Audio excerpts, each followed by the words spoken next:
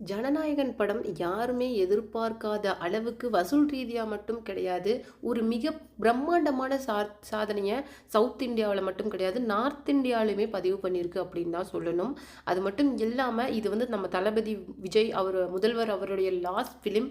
இது நிறைய எமோஷன்ஸை தளபதி ஃபேன்ஸ் மட்டும் இல்லாமல் நான் தளபதி ஃபேன்ஸுக்குமே இது வந்து கிரியேட் பண்ணிச்சு. அது மட்டும் இல்லாமல் ஒரு பெரிய ஒரு எமோஷ்னலை இந்த விஷயம் வந்து என்னென்ன அப்படின்னு பார்த்தீங்கன்னா, நிறைய திரைத்துறையை சார்ந்தவங்களுக்குமே இந்த ஒரு எமோஷனல் அப்படிங்கிற விஷயம் வந்து வந்துச்சு.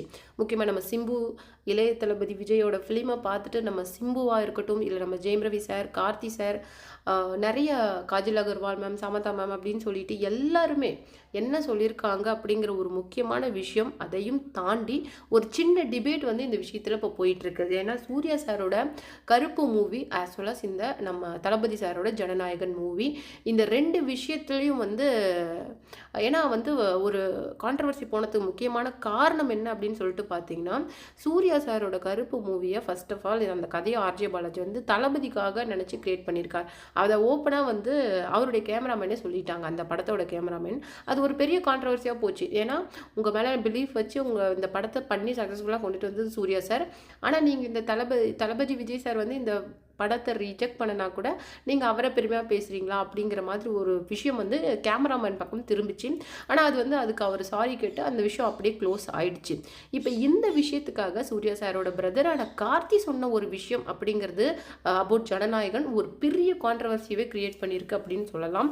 அது மட்டும் இல்லாமல் இந்த ஜனநாயகன் வந்து ஒரு ஹிட் மூவி அப்படிங்கிறத தாண்டி வசூல் சாதனையும் தாண்டி ஒரு பெரிய வரலாற்று விஷயத்தை பதிவு பண்ணியிருக்கு. அதையும் நம்ம இந்த வீடியோவில் ரொம்ப தெளிவாக பார்க்க போகிறோம். வீடியோக்குள்ளே போகிறதுக்கு முன்னாடி சேனலுக்கு புதியவராக இருந்தால் மறக்காமல் சேனலை சப்ஸ்கிரைப் பண்ணிக்கோங்க. வாங்க வீடியோக்குள்ளே போகலாம். ஜனநாயகன் மூவி அப்படிங்கிறது நம்ம முதல்வர் விஜயோட கடைசி ஃபிலிம். அது மட்டும் இல்லாமல் ஃபேன்ஸுக்கும் சரி அவருக்குமே சரி எமோஷ்னலான ஒரு ஃபிலிம் அப்படின்னே சொல்லலாம். ஆனாலும் இந்த ஃபிலிம் வந்து பிப்ரவரி மாதமே ரிலீஸ் ஆக வேண்டியது சில பல காரணங்களால் இந்த படம் வந்து அவர் முதல்வரானதுக்கு அப்புறம் ரிலீஸ் ஆகணும் அப்படின்னு சொல்லிட்டு இருக்குது. ஆனாலும் இந்த படத்தை பற்றி நார்த் இந்தியாலையும் சரி இல்லை நம்ம சவுத் இந்தியன் தேட்டர்ஸ்லையும் சொல்லி அசோசியேஷன் ஓனர் சொல்கிற முக்கியமான விஷயம் என்ன அப்படின்னு சொல்லிட்டு பார்த்தீங்கன்னா, ஷாருக் கான், சல்மான் கான் படங்கள் வரதை விட கூட்டங்கள் தளபதியோட படத்துக்காக வந்திருக்காங்க. அவங்க இந்த படத்துக்காக கொடுத்திருக்கிற வரவேற்பை எங்களுக்கு பார்க்கும்போது உண்மையிலேயே ஒரு ரிலீஸ் ஆன படத்தை வாங்கி ஓட்டுறதுல எங்களுக்கு எல்லாருக்குமே மிகப்பெரிய ஒரு பயம் இருந்தது. அந்த பயத்தை நம்ம தளபதியோட ரசிகர்கள் உடைச்சு எடுத்துட்டாங்க அப்படின்னே சொல்லலாம். ஏன்னா ஒரு பெரிய ஸ்டார், அதாவது நார்த் இந்தியா ஸ்டாருக்கு இருக்கக்கூடிய அந்த மாஸ் கூட்டத்தை விடவே அதிகமாக இருந்திருக்கு. இப்போதான் தளபதி ஏன் ஆல் இண்டியா லெவல்ல பேசப்படுறாரு, அவர் ஏன் பிஎம் கேண்டிடேட் அளவுக்கு பேசுறாங்க அப்படிங்கிற விஷயம் எங்களுக்கு புரிஞ்சிருக்கு அப்படின்னு ஒரு விஷயத்தை வந்து சொல்லியிருக்காங்க. அது மிகப்பெரிய அளவுக்கு வைரலா போச்சு. அதையும் தாண்டி இந்த விஷயத்தை பத்தி கார்த்தி சார் என்ன சொல்லியிருக்காங்க அப்படின்னு சொல்லிட்டு பார்த்தீங்கன்னா, எல்லா திரைத்துறையை சேர்ந்த மோஸ்ட்லி வந்து அவருடைய ஏஜ்ல இருக்கிற எல்லாருமே சொல்ற ஒரு விஷயம் என்னன்னா, அண்ணாவோட படம் சூப்பரா இருக்கு, கண்டிப்பா பாருங்க அப்படிங்கிற ஒரு விஷயத்தை தான். ஜெயம் ரவி சார்லாம் அவருடைய ஷூட்டை விட்டுட்டு வந்து பார்த்தாரு. அது மட்டும் இல்லாம நம்ம கார்த்தி சார் சொன்ன விஷயம் என்ன அப்படின்னு சொல்லிட்டு பார்த்தீங்கன்னா, நான் தளபதி சாரோட ஹார்ட் ஃபெல்ட் ஃபேன். அது மட்டும் இல்லாமல் அவரையும் மற்ற ஆக்டர்ஸையும் தயவு செய்து கம்பேர் பண்ணாதீங்க. ஏன்னா எல்லாத்துக்குமே தனித்தனியாக ஒரு அவங்களுக்குன்னு ஒரு இது இருக்குது, அவங்களுடைய தனித்திறமை அப்படின்னு சொல்லிட்டு ஒன்று இருக்குது. அதன் மூலமாக தான் ஒவ்வொருத்தரும் இண்டஸ்ட்ரியில் வளர்ந்து வராங்க.